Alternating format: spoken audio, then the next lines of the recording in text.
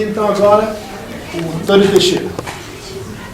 Agradeço ao Cristian Mundo pelo convite, que me honra, ao Fuad Quirilos, André Guerra, que não está aqui presente, mas que está participando da organização desse importante acontecimento. E eu gostaria, enfim, de estender o meu mais sincero reconhecimento a todos os que hoje se inscrevem nesse movimento internacional de manifestação crítica com relação à metodologia e à estruturação da construção do DSM. Lembrando que a construção de uma classificação diagnóstica, o Christian explicita isso muito claramente no texto que ele escreveu sobre os tifos clínicos no Brasil contemporâneo, numa nomeação diagnóstica no campo da saúde mental, ela gera efeitos sobre aquele que é nomeado. Eu posso dizer que tal pessoa é uma histérica, que aquele cara é um obsessivo, mas eu não vou dizer ofensivamente que tal pessoa é um hipertenso. Quer dizer, a gente encontra no campo da saúde mental, no campo da abordagem do psíquico, um efeito que incide de tal maneira sobre o próprio sujeito que a gente deve justamente colocar de maneira crítica a aproximação desse modo de classificação que hoje é proposto aqui. Eu gostaria especialmente de destacar, em relação à natureza desse movimento que vocês animam e do qual eu faço parte, que ele, no meu entender, ele apresenta de saída o mérito de ser um movimento de resistência que não se estrutura ao modo de um protesto. E para isso eu gostaria de lembrar uma indicação de Lacan, onde ele diz que ao protestar contra uma situação, nós entramos no discurso que a condiciona, administrando a esse discurso as correções que o tornariam mais suportável. Eu posso mesmo dizer, a gente sabe que as várias versões do DSM, elas se reorganizam periodicamente em resposta aos protestos contra os seus supostos abusos. A retirada, por exemplo, a gente sabe que a comissão dos idealizadores do DSM se encarregou, por exemplo, de eliminar a categoria clínica da histeria em resposta ao protesto gerado pelo lobby das feministas americanas e na associação do hístero com o útero, e de que histeria é coisa de mulherzinha, enfim. Toda essa discussão gerou um protesto que fez com que o DSM-4 revisado já viesse com a abolição dessa categoria.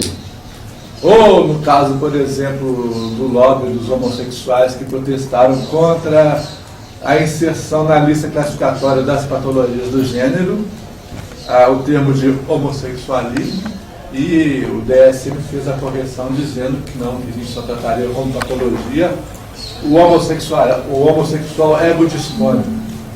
Eu me perguntei, e o heterossexual egodistônico, onde é que ele fica, né, nessa história?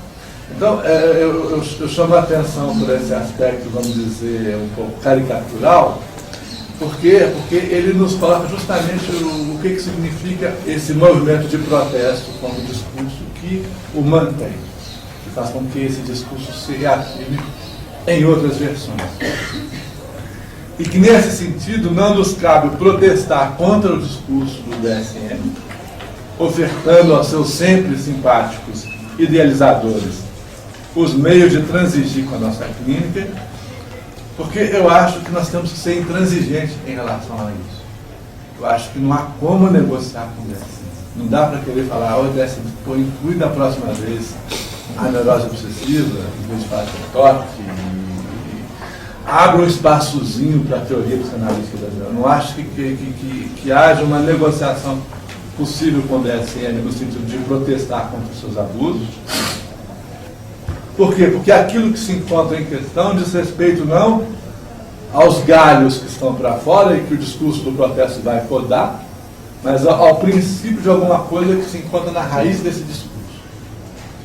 Então, enfim, De qual princípio, então, se trata? Né? Que princípio é esse que nos interessa combater? Como fazer para atacá-lo em sua raiz, em vez de perder nosso tempo desbastando-lhe os galhos excessivos por meio do instrumento de poda do protesto? Eu diria que esse princípio ele é algo que se deixa reconhecer como um fato clínico, com o qual nós facilmente nos deparamos em nossa prática de transmissão. Um fato clínico que diz respeito não ao paciente que nós ouvimos, também a ele, mas principalmente no que eu quero transmitir aqui, ao ouvinte que nos escuta nos auditórios. Eu queria dizer com isso que todo professor bem sabe que existe uma clínica da transmissão em extensão, no sentido em que a gente deve manter um auditório minimamente atento quando a gente fala, né? Ou seja, é necessário que a gente possa se valer de um certo cálculo retórico para ganhar e conservar a atenção de quem nos escuta. Em certos momentos é preciso se servir de exemplos, como Sartre fazia com maestria. Em outros, modular a entonação de voz, segundo a tática que Lacan manejava com perfeição.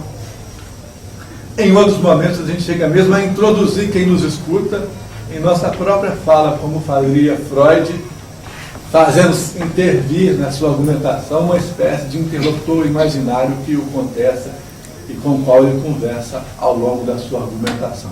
Acho que os leitores de Freud conhecem isso. Bom, o problema é que eu fui chamado a dar uma aula sobre o DSM quando eu entrei na faculdade de medicina em 98. E não havia nenhuma tática que funcionasse que pudesse despertar o interesse dos alunos. O desinteresse dos alunos era brutal, salvo um ou outro que se encontrasse motivado academicamente por algum tipo de ganho ou de interesse institucional evidente. Então a gente se pergunta, né, qual que é o princípio do DSM? Eu acho que o princípio dele está ali. O princípio que explica, em nosso entender, a passividade bocejante com a qual os alunos nos escutam quando a gente fala das divisões classificatórias dos atuais compêndios de psiquiatria, cujas listagens agrupam fenômenos sem qualquer tipo de conexão lógica entre si, é da mesma ordem daquilo que subjaz a apatia inevitável que eles experimentam face à concepção objetivante das terapias cognitivo-comportamentais, que só percebem no sintoma uma resposta adaptativa mal programada. Em ambos os casos, se coloca deliberadamente de lado qualquer esforço de se situar logicamente o sintoma como resposta do sujeito ao mal-estar que o aflige, para dali somente reter o que se deixa codificar, retomando o que foi falado pela nossa colega, para somente reter o que se deixa codificar segundo os parâmetros de uma prática que deve cada vez mais se submeter a avaliações de produtividade para prestar conta aos poderes que a subvencionam.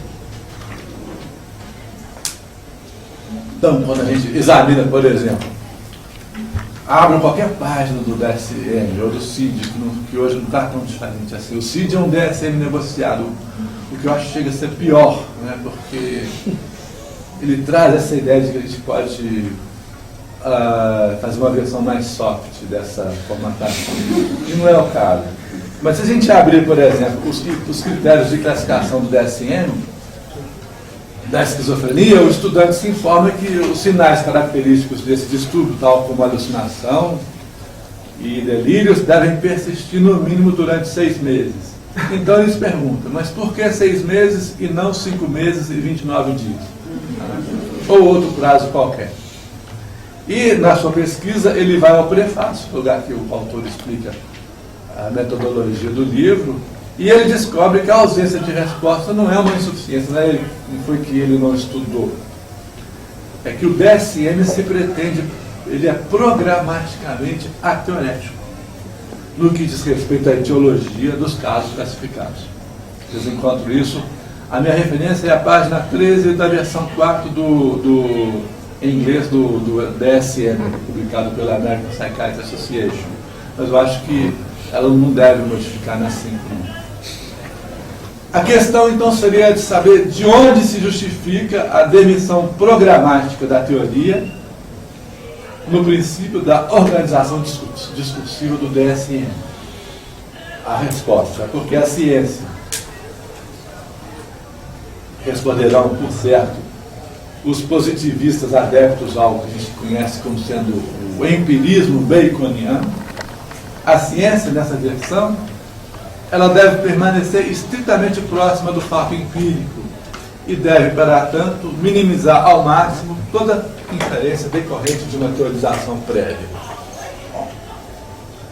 O fato é que nos 4 séculos que nos separam da doutrina de Francis Bacon, a história nos demonstrou a exaustão, a impossibilidade de se estabelecer fatos científicos sem teoria.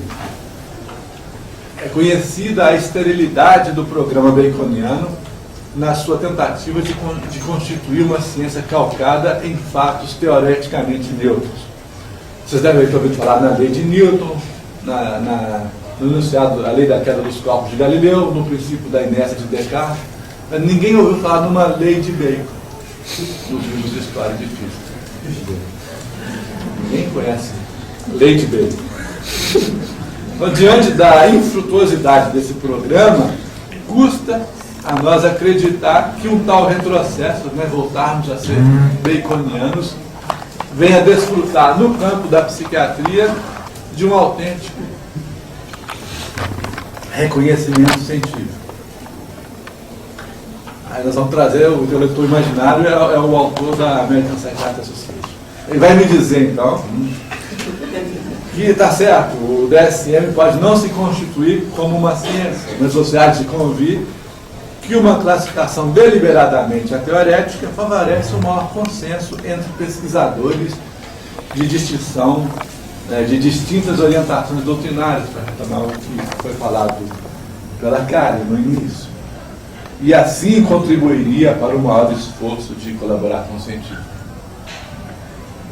Mas desde quando, eu perguntaria a esse idealizador, desde quando que a ciência depende do consenso para se constituir?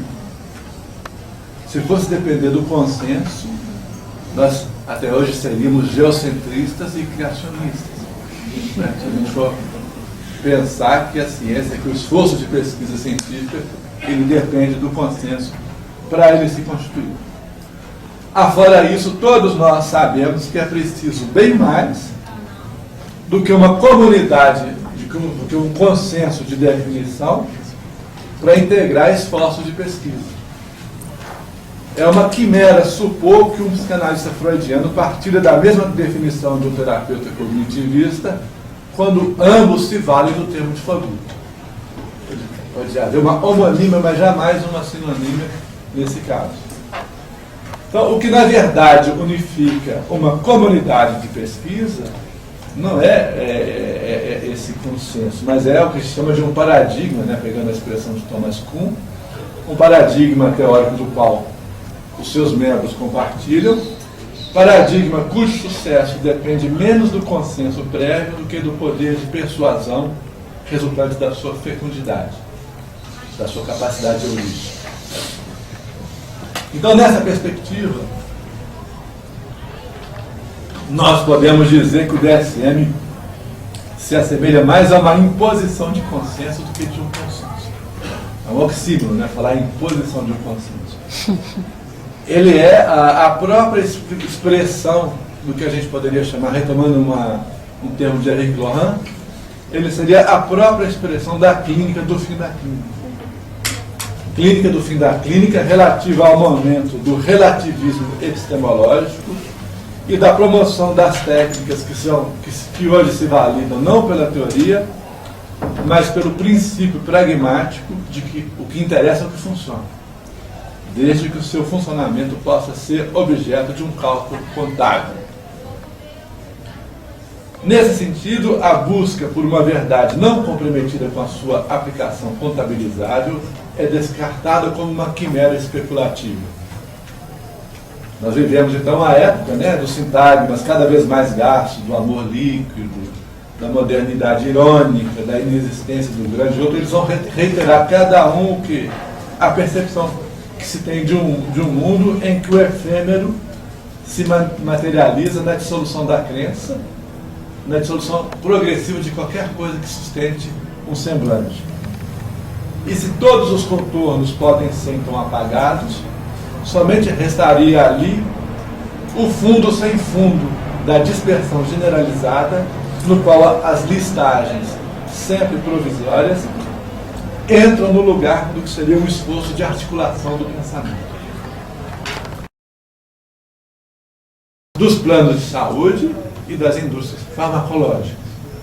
Quer dizer, a gente vive hoje, o mestre contemporâneo não é o médico. Eu brinco com meus alunos que o médico hoje anda de Uno Mille, quem anda de áudio, não sei o quê, é hoje o gestor, aquele que se ocupa desse tipo de questão.